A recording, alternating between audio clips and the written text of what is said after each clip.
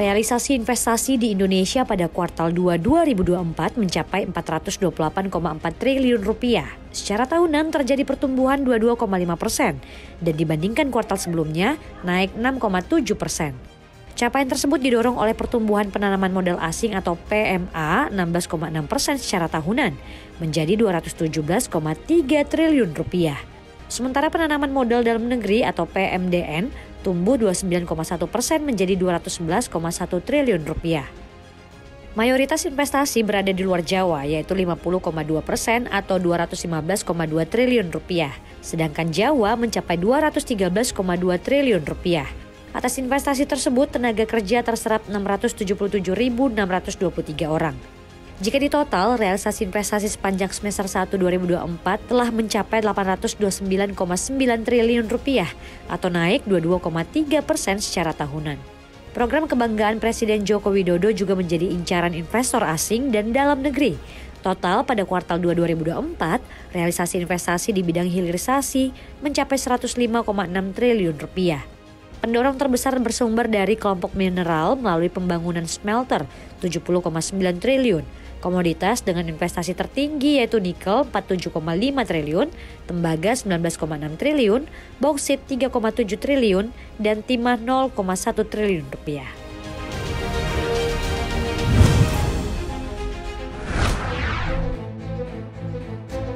Ketua Satgas Infrastruktur IKN Kementerian PUPR Dani Sumadilaga mengungkap kesiapan infrastruktur di Ibu Kota Nusantara IKN sudah mencapai 90% jelang pelaksanaan peringatan HUT ke-79 RI.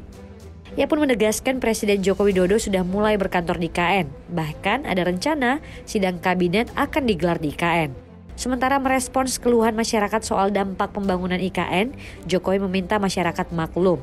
Sebuah pembangunan menurutnya memang menghadirkan sedikit dampak buruk. Dia memastikan dampak-dampak tersebut hanya terjadi saat fase-fase pembangunan infrastruktur dasar. Namun dirinya yakin meski masyarakat mendapatkan dampak negatif untuk beberapa waktu, ke depannya ada manfaat yang bisa didapat masyarakat. Utamanya adalah manfaat ekonomi. Jokowi yakin Kota Nusantara nantinya bakal memberikan dampak daya ungkit ekonomi ke daerah sekitar. Saat ini saja di momen-momen pembangunan IKN, dari laporan kantor cabang Bank Indonesia Kalimantan Timur, Jokowi bilang pertumbuhan ekonomi sedang mengalami kenaikan di provinsi yang menjadi tempat ibu kota baru tersebut.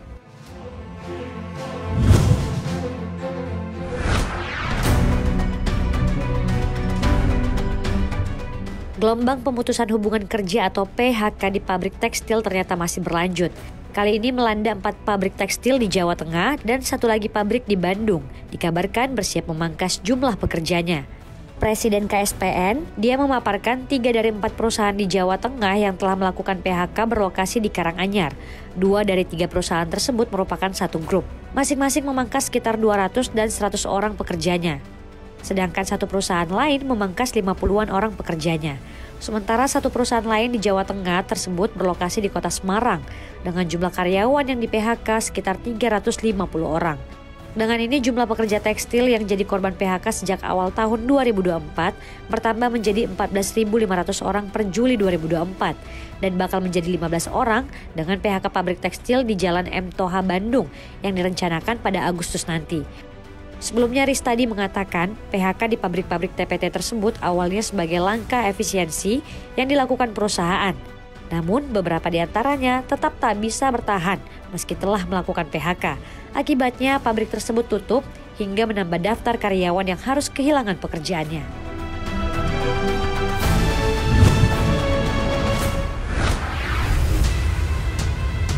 Menteri Investasi Kepala BKPM Bahlil Lahadalia menyebut bahwa produksi perdana katoda tembaga dari fasilitas pengolahan dan pemurnian atau smelter raksasa di Gresik, Jawa Timur akan resmi terrealisasi pada Agustus 2024. Bahlil mengatakan total investasi dari smelter tembaga milik PT Freeport Indonesia di kawasan ekonomi khusus atau KEK Java Integrated Industrial and Port Estate JIPE Gresik, Jawa Timur mencapai 3 miliar dolar Amerika Serikat. Seperti diketahui, smelter tembaga Freeport Indonesia disebut sebagai smelter tembaga dengan desain single line terbesar di dunia. Smelter yang akan mengolah 1,7 ton konsentrat per tahun menjadi sekitar 600 hingga 700 ribu ton katoda tembaga per tahun ini baru saja resmi beroperasi dengan seremoni penyalaan mesin perdana pada Kamis 27 Juni 2024 lalu. Presiden Direktur PT FI Tony Wenas sempat mengatakan pembangunan smelter bisa terlaksana sesuai dengan jadwal. Dia menjabarkan smelter akan memproduksi katoda tembaga diperkirakan mulai sekitar bulan Agustus. Akan memproduksi katoda tembaga diperkirakan mulai sekitar bulan Agustus atau membutuhkan waktu 6-10 minggu pasca pengoperasian. Hal ini untuk memanaskan semuanya supaya mencapai titik panas tertentu pada furnace-nya.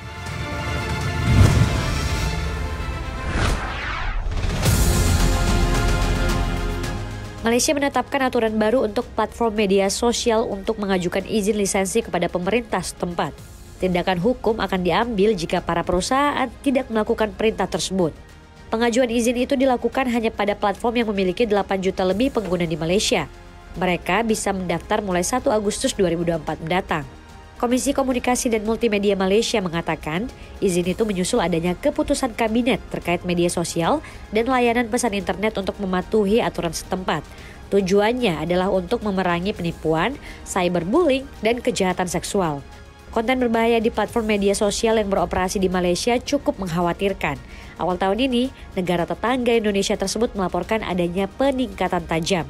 Pemerintah mendesak perusahaan bisa melakukan peningkatan pemantauan di platformnya.